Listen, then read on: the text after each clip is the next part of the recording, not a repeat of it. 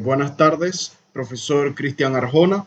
El día de hoy le voy a hacer mi presentación sobre los tipos de victimarios en las entrevistas. De antemano quiero mencionarle pues que observará que voy a estar cambiando entre una pestaña y otra, pues porque yo no soy muy diestro en esto de que mi cara aparezca aquí y allá y voy cambiando y todo, así que hice un pequeño arreglo ahí para que pudiera suceder.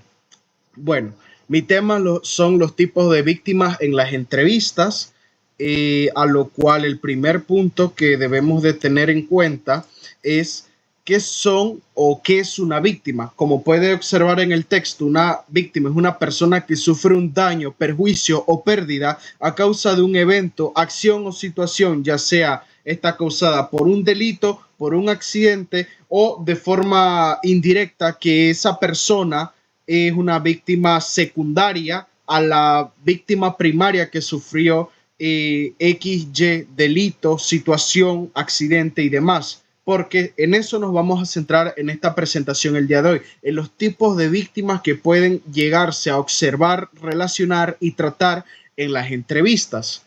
Una vez explicado qué es una víctima, tenemos que ver y explicar los tipos de víctimas. Iniciemos por las víctimas primarias. Las víctimas primarias son las personas que literalmente sufren el hecho delictivo, el accidente o la situación en la cual pues se ven involucradas y mantienen algún tipo de daño de forma directamente. Son las que literalmente viven la experiencia. Las víctimas secundarias pueden llegarse a catalogar como lo que son, no sé si mira la cámara aquí, sí, aquí a la cámara, son las personas que pueden llegar a sufrir daños colaterales, por decir una palabra. Vamos a decir, yo como hijo, un ejemplo, yo soy un hijo, tengo mi madre, mi padre, yo sufro un hecho de robo en el cual me roban o me apuñalan. Vamos a decir que entonces mi padre y mi madre son víctimas secundarias, ya que van a tener un grado de daño y aflicción psicológica, van a sufrir eso, van a tener que pasar por procesos judiciales conmigo, en el sentido de que si yo soy menor de edad, ellos tienen que ir a acompañarme allí y etcétera. También se pueden ver en términos de personas que sufren de lo que es violencia doméstica, abuso sexual y demás. Literalmente, uno como víctima secundaria que en un determinado punto se llega a dar cuenta de esta situación, uno va a sufrir literalmente el daño psicológico, familiar y de todo que conlleva la víctima primaria. Y las víctimas terciarias son aquellas que, vamos a decir la palabra, un grupo, comunidad de personas que sufren afectaciones de forma indirecta de hechos delictivos que se den en su comunidad, en su barriada o en general hasta en la sociedad. Póngase, qué sé yo, atentados, póngase, qué sé yo, secuestros y cosas así. Puede llegarse a dar. Las víctimas terciarias, en pocas palabras, son aquellas que de forma muy general sufren los daños colaterales producidos por las acciones que van dirigidas hacia víctimas primarias. Como siguiente punto, tenemos que ver lo que son los tipos de víctimas, perdón por esto, los tipos de víctimas por su relación con el agresor. Tenemos a las víctimas conocidas, a las víctimas desconocidas y a las víctimas sin relación aparente. En este sentido, tenemos que ver a las víctimas conocidas, las cuales son que literalmente yo conozco a mi agresor, yo conozco a mi victimario y literalmente puede haber un choque en el sentido de lo que es sentimientos, vergüenza, pueden haber muchas cosas involucradas cuando yo conozco a la persona que me hace el daño. Puede haber un choque vamos a decir la palabra, sentimientos, moral, lo que debo hacer, lo que no debo hacer, entre otras cosas. Están las víctimas desconocidas que, como lo dice el título y sin más redundancia, yo no conozco a la víctima, perdón, yo no conozco al agresor, yo no conozco a mi agresor, como víctima no lo conozco y no voy a tener como ese tipo de choque emocional como tal, de si decir echarlo al agua, porque yo lo conozco desde la infancia, no sé qué, y cosas así. Puede darse casos, depende del caso. Y las víctimas sin relación aparente, en pocas palabras, es que la persona como tal, ¿cómo decirlo? Al inicio, el entrevistador, el investigador, guión entrevistador, no conoce la relación que pueda llegar a haber, ya sea de forma directa o indirecta, entre el atacante y la víctima. Entonces queda ya de mano de él, el entrevistador, poder discernir y desentrañar qué tipo de relación hay entre víctima y victimario, entre afectado y la persona que hizo esa afectación. Entonces ahí va el detalle.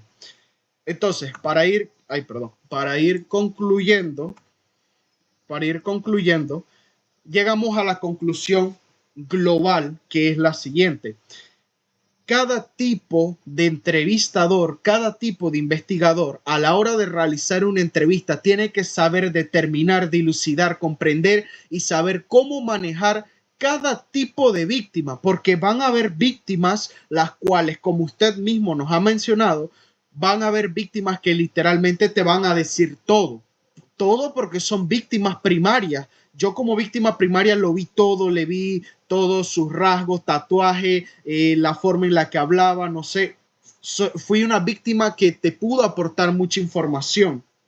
Va a haber otro tipo de víctima así primaria que no te va a aportar absolutamente nada, porque también tenemos que ponernos en los zapatos de la víctima, entender a la víctima y entender el comportamiento que la misma tiene, puesto que se hace muy difícil en algunos casos que la persona pues llegue por sí sola a darte muchos detalles debido al momento de estrés que tiene, y pues la misma le va a tomar algunos días recordar ciertos detalles, ciertas cosas y demás. También pues tenemos que tener en cuenta el grado de consanguinidad. Está mal dicha esa palabra, pero vamos a decir consanguinidad, o el grado de relación que tenga esa persona con la víctima, o si no lo llega a tener. El entrevistador tiene que tener en cuenta que a la hora de hacer todo este proceso van a haber múltiples factores, van a haber múltiples tipos de personas, de víctimas, que literalmente van a cooperar, no van a cooperar, se van a hacer los recios, van a ser personas muy fáciles, van a ser personas que literalmente van a tirar las cosas así, pues tirado, no van a tener un orden cronológico. Entonces, ¿qué queda en el entrevistador?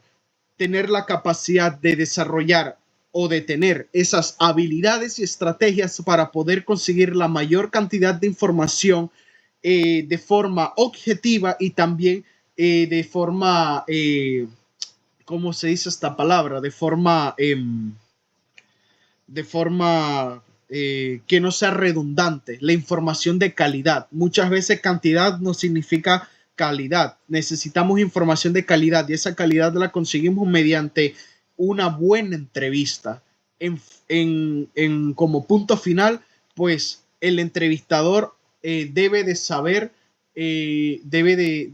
o sea, tener un grado de conocimiento en estas técnicas de entrevista, y sobre todo tener esa experiencia más que nada para poder llegar a obtener lo necesario de una víctima de un delito, teniendo en cuenta que van a haber víctimas de múltiples delitos: robo, hurto, estafa, delitos sexuales, muchas víctimas, muchos mundos, muchas formas de abordaje, porque muchas veces lo que yo considero a título personal lo que falla, el tipo de abordaje que cada entrevistador tiene con su víctima, y sobre todo la experiencia para saber cómo abordar, cómo preguntar y cómo obtener la información. Muchas gracias, y espero mi presentación haya sido de su agrado.